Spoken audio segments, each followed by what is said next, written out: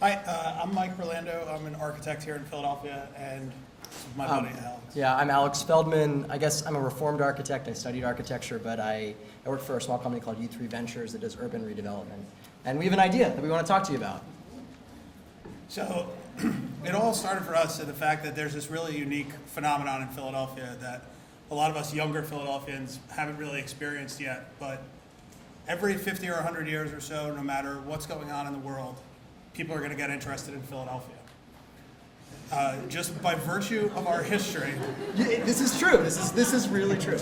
So just by virtue of our history, we're going to take center stage, and on all these milestones, America and the world tend to look to Philadelphia and reflect on the past and our common future. So it all started, obviously, in 1776, when Philadelphia was the largest city in the Americas, the second largest English-speaking city in the world, and was really the center of American commerce and culture and everything. I mean, revolutionary thought. So the first, by 1876, things had changed. We were no longer the political capital of the country, but we were the industrial powerhouse of the U.S. So we made everything from Baldwin locomotives to Stetson hats, and we threw this grand party to celebrate 100 years of kind of the American experiment.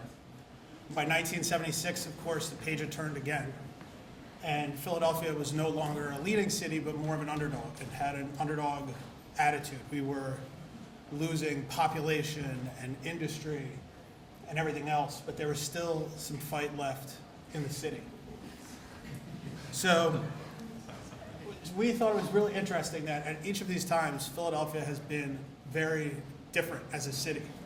But at all of these times, we've gotten all this attention by virtue of our history and have kind of served as a mirror for the country.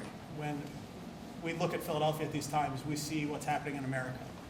So what's the next anniversary? Obviously, it's in 2026 when the country turns 250 years old. And once again, the world's spotlight turns to Philadelphia. As we approach that important date, we need to ask ourselves, what will Philadelphia look like? We hope it's not like like it was in 1976, probably not like 1876 or 1776, but what is our vision? We see Philadelphia in 2026 as a model for urban living, not just in the US, but in the world. We see the city as sustainable, vibrant, prosperous, easy to get around. This is the Philadelphia that probably we all imagine in this room. So how do we get there in that short period of time when the world once again looks to us? We feel a major step is bidding for the 2024 Summer Olympic Games. While this is not a silver bullet that's going to solve all of our problems, the Olympics is a way to fast track that vision of Philadelphia's future in time for this next important milestone, the country's sesquibicentennial. Now, you might be laughing, but we are actually the best positioned city to host the Summer Olympic Games. The United States has not hosted the games since the Summer Games since 1996 in Atlanta. Our location is ideal between New York and Washington, with a close driving distance and travel distance to millions of people. And we can tie this important event to our country's 250th birthday. But this is also an important opportunity for us not to just potentially get the games, but for us to reflect on what kind of city we want to be. This is an exercise of civic dreaming, where we're pressed to imagine ourselves not just as in a mundane way, an everyday way, but as the greatest city that Philadelphia can actually be. So let's imagine Philadelphia hosting the Olympics. Let's imagine our sports complex, parking lots, and Xfinity Live transformed into world-class athletic facilities. Imagine a revitalized FDR Park. Imagine a Broad Street subway that connects to the Navy Yard, where potentially an athlete's village could be held. Imagine our whole South Philadelphia transformed. So let's also imagine our most iconic venues becoming iconic sports venues, whether it's beach volleyball at the Art Museum, or rowing on the Schuylkill, or boxing at the Palestra, or a marathon through Philadelphia's neighborhoods with a parkway finish line. We could really host an incredible games. Let's imagine a transit system that's not just getting us there, but getting every Olympian to where they need to be, and every Philadelphian to work for the next 50 to 100 years. The opportunity is to create a legacy of infrastructure that will last and help grow Philadelphia's economy into the future. So let's also imagine using the short-term needs of the games to meet the long-term needs of our anchor institutions and our neighborhoods. Imagine we created a dense neighborhood on the 30th Street rail yards that not only housed 20,000 Olympians for 2 weeks, but 20,000 students or hospital workers for the next 100 years in Philadelphia. Imagine the legacy of these world-class athletic facilities helping transform our city from the fattest in America to the fittest in America. Giving every Philadelphian and every Philadelphia school child the opportunity to train to become the next great Olympic athlete and compete in the next games.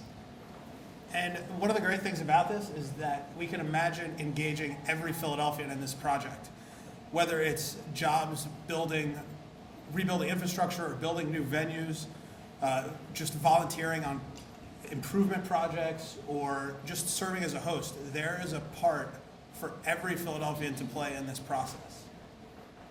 So let's do it. Let's bid for the 2024 Olympic Games.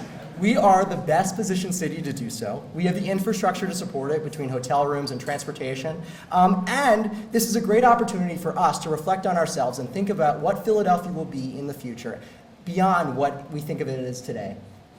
Now, I agree with Alex that we ought to bid, but I think that we ought to lose. Because